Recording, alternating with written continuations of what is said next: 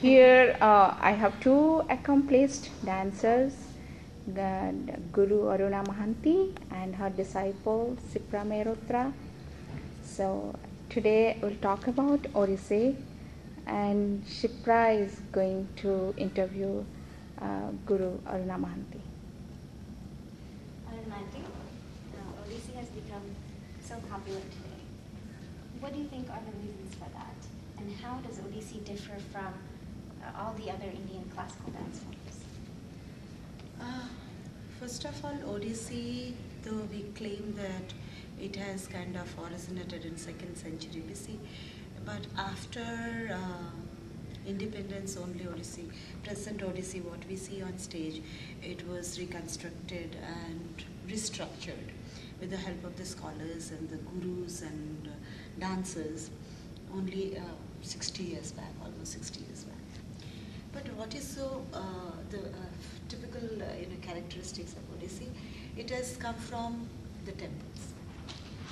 It has come from Devadas who were kind of serving God in the temples. So it has got bhava in it, and it has got nritya in it, where Odissi looks very sculpturous with the trivangis, with the deflection of the hip and torso. It creates a very beautiful posture. We call it Mohanty. And we owe it to our Konark and other temples in Odisha, and in Odissan sculpture. It has given the beauty to Odissi, which when in pure dance, when we go from one point to another, the movement itself is so graceful and lyrical that it as if it's a poetry we create through our body movements. That's why Odissi, in comparison to other dance forms, to me, all other Indian classical dance forms are as beautiful as Odissi. And they are based on their grammar, vocabulary, language. They have taken their text and resources, especially the language. It's different because of the regional diversity we have there. In Odissi, I think the soul of Odissi is Odissi music. And Odissi music is very lilting, lyrical, and very Shruti Madhur. Basically, it's very nice to hear. It has gamak and the chandas are very beautiful. So the credit I will give it to the music composers and the dance teachers who have so beautifully incorporated the music and the dances, created beautiful dance pieces for us. And another important feature of Odissi is that our textile, our beautiful saris. Right. The work on the saris, it's all hand woven, and the silver jewelry, which is another feather in the cap, is beautiful because it's all filigree work.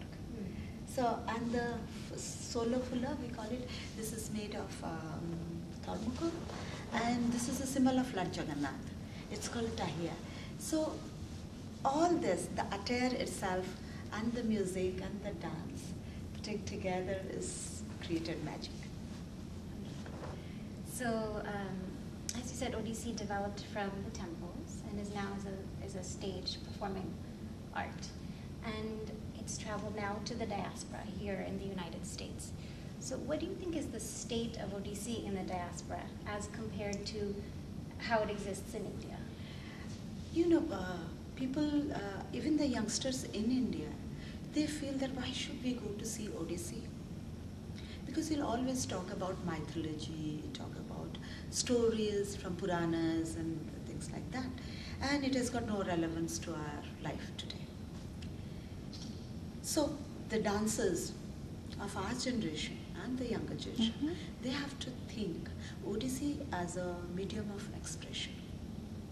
Through Odissi, through its language, through its vocabulary, through its grammar, we should be able to communicate everything. Not only the mythological character and stories, even our own life.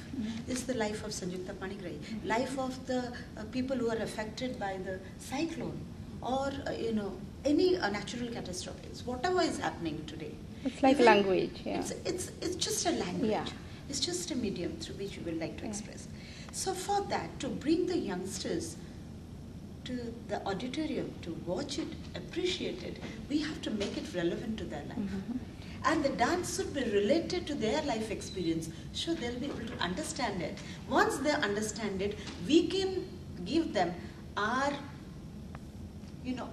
are very complex and complicated pieces expressed through gestures and facial expression. They'll be able to understand. And another thing, the Odissi has developed from theatre. So it has got a lot of drama in it, a lot of expression in it. It's so beautiful. So dance is not something through which we would like to communicate. The dancer and dance form, it has been enriched, borrowing the ideas, concept from the real life, from you, me, everyone we see around. So through dance, we are giving back what we have seen in reality. Right. So dance should be beautiful. It's a stylized version of our real life. Right. Through the movement, through the music, we just create a magic, but what we express is the vava, the emotion, the feelings of people, of the environment, and we create surrounding. Right. So you talked about drawing contemporary themes and ideas from everyday life into dance. But how do you respond to those classical dancers who feel the pressure of incorporating contemporary movement and modern movements into their aesthetic? Because you have, while drawing contemporary themes, have kept the traditional Odissi aesthetic. But how do you respond to that? It's very interesting. Like, when we kind of deciding, not us, but the gurus and the scholars, they were kind of deciding the grammar and vocabulary of Odissi. What we realized that they have analyzed all other allied art forms in Odisha, like Paiko Nacha, Chau Nacha, Gutipo Nacha, Mahari Nacha, Rasa, and Sahi Yatra, and all these art forms which are existing in Odisha, they have kind of studied those art forms and kind of borrowed the movements and the music and the rhythm and the attire, everything, and they kind of gave a sophisticated look to Odissi. So similarly today, if a choreographer wants to incorporate some contemporary movements from other dance form, then they have to study that contemporary art. They let them take some movements, but they have to, they have to, what do you say? No, not incorporate. They have to change things to shoot to Odissi form and beauty, and it should be done with such a master stroke that it will not look like contemporary thing, but you can borrow it and incorporate it in such a way it will look like Odissi. I really appreciate what you said, because so many times these days people will have fusion performances, and it will be a couple of steps, in Odissi, and then a couple of steps in contemporary modern, and it's not amalgamating, it's not mixing, it's not gelling with one style or the other. So one form is not being done justice. See, I would like to give one example. Since you are recording, I have seen Simon Dower using a movement like that. You might say it's a contemporary movement, it's a Bollywood movement. In Odissi also, we have that. It's just that how you use it with your mudra and with your bhangi and justify that it comes within our vocabulary, then it becomes Odissi. It's just that you have to study it. You just cannot borrow it like as it is. You have to really melt it and mold it to suit our need and our beauty. Absolutely. So the last question I wanted to ask you, because it pertains to me specifically, what do you think are the struggles for young professional dancers in India and abroad? I always feel personally, if you get something very easily, then you don't deserve it. And it's not going to last for long. If today the dancers are struggling, because dance and the music, we always say it's given by God, and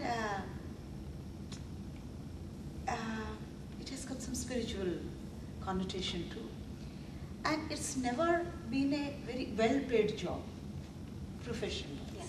So if someone is coming into dance profession and he expects that they are going to mint a lot of money, they're in for trouble. So you come in because you have a passion for it, right? And if you are hardworking, if you are talented, you are at it constantly in spite of all the hurdles and difficulties you face, the money, fame will run after you. You don't have to run after it. Thank you. That's encouraging news for young artists here and in India. So thank you. Thank you, Aruna ji. Thank you, Sipra. Thank you. Wish you It's our best of pleasure. luck.